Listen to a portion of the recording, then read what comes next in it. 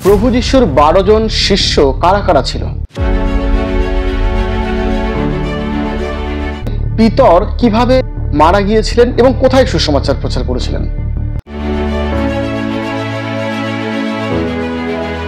আচ্ছা, পিতরের বিষয়টা তো কম বেশি আমরা সবাই জানি, কিন্তু ফিলিপ কোথায় সুসমাচার প্রচার করেছিলেন? তিনি কিভাবে মারা গিয়েছিলেন? আচ্ছা, জানেন কি বর্থলোময় কোথায় সুসমাচার প্রচার করেছিলেন? তিনি কোথায় মারা গিয়েছিলেন, কিভাবে মারা গিয়েছিলেন? থোমা কোথায় সুসমাচার প্রচার করেছিল, তিনি কিভাবে মারা গিয়েছিলেন? আচ্ছা, মথি কে ছিলেন এবং তিনি কোথায় সুসমাচার প্রচার করেছিলেন? তিনি কিভাবে মারা যান? এই সমস্ত প্রশ্নের উত্তরগুলো আজকে আমরা এই ভিডিও থেকে জানব। এই ভিডিওটা আজকে খুব গুরুত্বপূর্ণ একটা বিষয় নিয়ে হতে চলেছে, প্রভু যিশুর 12 জন শিষ্যের বিষয় নিয়ে। এই 12 জন শিষ্য কারা ছিলেন, কি করতেন তারা কোথায় সুসমাচার প্রচার করেছিলেন এবং তারা কিভাবে মারা গিয়েছিলেন, এই বৃত্তান্তগুলো আজকে আমরা এই ভিডিও থেকে দেখতে চলেছি। খুব ইন্টারেস্টিং একটা ভিডিও আজকে হতে চলেছে, তাই প্রিয় বন্ধুরা, আপনারা কোথাও এই ভিডিওটা ছেড়ে চলে যাবেন না, স্কিপ করবেন না, ভিডিওটার পুরোটা দেখুন, কারণ অনেক গুরুত্বপূর্ণ ইনফরমেশন এই ভিডিওতে আমরা দিতে চলেছি।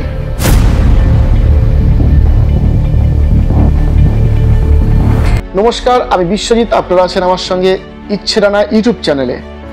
আজকে যে বিষয়টা নিয়ে আমি আলোচনা করতে চলেছি, এটা খুব গুরুত্বপূর্ণ একটা বিষয়, খ্রিস্টীয় সমাজে, খ্রিস্টীয় বিশ্বাসে একটা খুব বড় বিষয়বস্তু। প্রভু যিশু তিনি 12 জন শিষ্যকে তৈরি করেছিলেন, আমরা সবাই জানি, কারণ তিনি অনেক সুসমাচার প্রচার করেছিলেন। তিনি যখন পৃথিবীতে ছিলেন বিভিন্ন জায়গায় তিনি ঈশ্বরের রাজ্যের বিষয়ে বলতেন এবং তার পিছনে হাজার হাজার অনুগামীরা তাকে অনুসরণ করত এবং এই হাজার হাজার অনুসারীদের মধ্যে তিনি মাত্র 12 জনকে তার শিষ্য হিসাবে মনোনীত করেছিলেন। এবং এই 12 জন শিষ্য কারা ছিলেন, এই 12 জন শিষ্য তারা কি করতেন, এমনকি এই 12 জন শিষ্য প্রভু যীশু খ্রিস্টের মৃত্যুর পর বা পুনরুত্থানের পরে এবং স্বর্গরাহনের পরে এই 12 জন শিষ্য কোথায় সুসমাচার প্রচার করেছিলেন, তারা কিভাবে মারা গিয়েছিলেন, এই বিষয়বস্তুগুলো নিয়ে আজকে আমি এই ভিডিওতে আলোচনা করব। আমরা মার্ক লিখিত সুসমাচার তার 3 অধ্যায় 16 থেকে 17 পদ যদি আমরা পাঠ করি, তাহলে সেখানে আমরা দেখতে পাবো যে প্রভু যীশু তিনি ঈশ্বরের রাজ্য বিস্তারের জন্য, ঈশ্বরের রাজ্যের সুখবর প্রচারের জন্য তিনি 12 জনকে মনোনীত করলেন তার শিষ্য হিসাবে। এবং এই 12 জন যারা পরবর্তীকালে সমস্ত পৃথিবীকে ওলটপালট করে দিয়েছিল সুসমাচার প্রচারের মধ্য দিয়ে। এই 12 জন শিষ্য যারা ছিলেন তারা হলেন 1 পিতর, 2 জাকব, 3 জাকবের ভাই যোহন, 4 ফিলিপ, 5 আন্দ্রিয়, 6 বর্থলোময়, 7 মথি, 8 থোমা, 9 আলফের পুত্র জাকব, 10 থদ্দেও, 11 উদ্যোগী সিমন এবং 12 ইস্করিওতীয় জিহুদা। এবং আমরা জানি যে এই 12 নম্বর শিষ্য অর্থাৎ ইস্করিওতীয় জিহুদা পরবর্তীকালে প্রভু যিশুকে শত্রুর হাতে ধরিয়ে দিয়েছিলেন এবং বাইবেল বলছে যে এই ইস্করিওতীয় জিহুদা পরবর্তীকালে গলায় দড়ি দিয়ে আত্মহত্যা করেছিল, কারণ সে বুঝতে পেরেছিল সে পাপ করেছে, কিন্তু প্রভুর কাছে সে ফিরে আসেনি। যাই হোক, এই বাকি যে 11 জন শিষ্য, এই 11 জন শিষ্যের বিষয়ে আমরা আজকে এই ভিডিওটা জানবো এক এক করে, পরপর করে। আপনারা অবশ্যই পুরো ভিডিওটা দেখুন, তাহলে অনেক গুরুত্বপূর্ণ তথ্য আপনি এই ভিডিওর মধ্য দিয়ে পাবেন। যখন যিশুকে শত্রুরা ধরেছিল এবং শত্রুরা ধরার পর তাকে যখন অত্যাচার করার জন্য নিয়ে গিয়েছিল সম্রাটের কাছে, তখন তার যে শিষ্যরা, এই শিষ্যরা কিন্তু সবাই পালিয়ে গিয়েছিল যিশুকে ছেড়ে।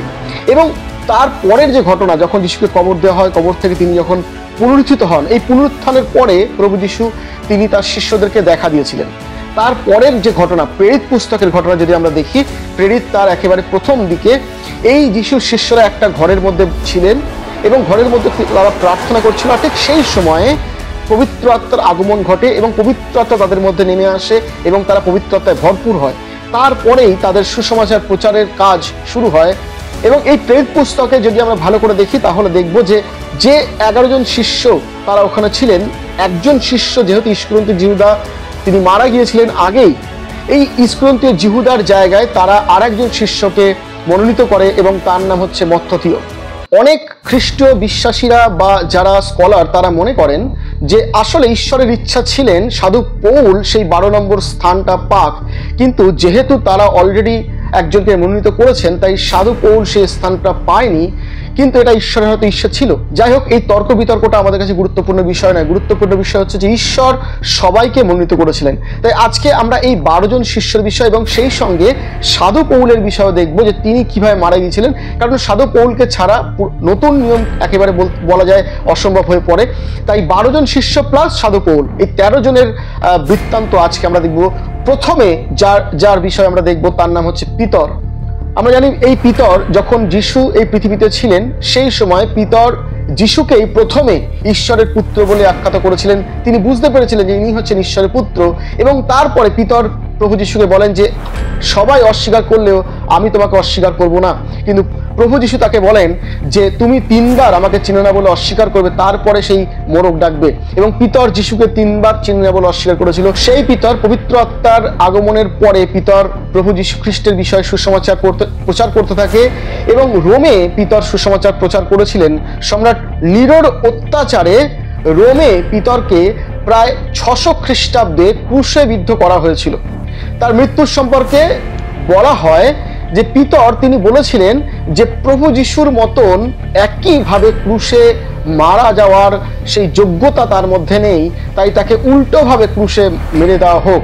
আর সেই কারণেই তাকে উল্টো ক্রুশে মেরে দেওয়া হয়েছিল, পিতরকে উল্টোভাবে ক্রুশে মারা হয়েছিল। তারপরে আমরা দেখি জাকবের বিষয়ে।